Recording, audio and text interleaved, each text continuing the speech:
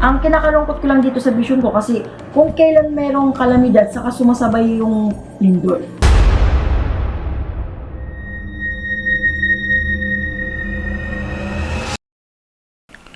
Hello po mga ka-PTV, sa video na ito ay tatalakayin natin ang 4 na dilubyo na paparating sa probinsyang ito ayon sa mga visions ni Madam Ruthie Balvin.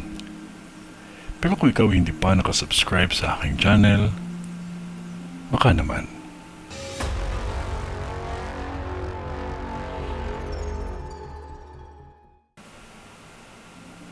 Maging maingat at manalangin palagi dahil nakikita ko sa vision ko ang 4 na lindol na mangyayari pa lamang.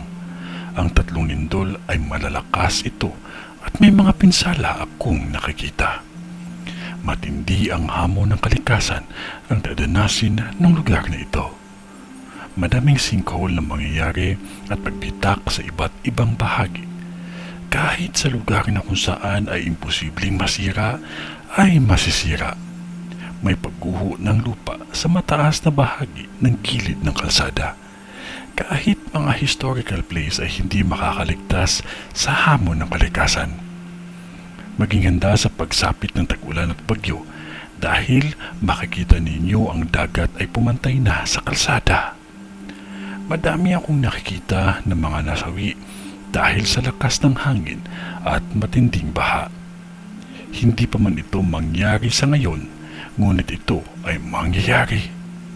Maging handa lamang dahil sa taong ito ay ang taon na kung saan dadanasin ng mga residente dito ang mga imposibleng mangyari. Alisin at linisin ninyo ang mga tuyot na dahon upang hindi mangyari ang nakikita ko sa vision ko na malawak na apoy.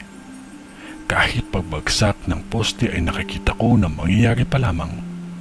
Mga taga-Abra, may 2 aksidente akong nakikita na mangyayari at madami ang nasawi sa isa sa mga aksidente na ito. Mangyayari sa lugar na ito ang krimen na massacre. Pakiramdaman lahat ng mga taong nakakasalamuha at wag basta magtiwala kasi may nakikita akong malawak na sunog at krimen. Sa lugar na kung saan ay may palengke at kainan. Kung ano man ang ipinakita sa vision ko ay hanggang dun lang din ang aking masasabi.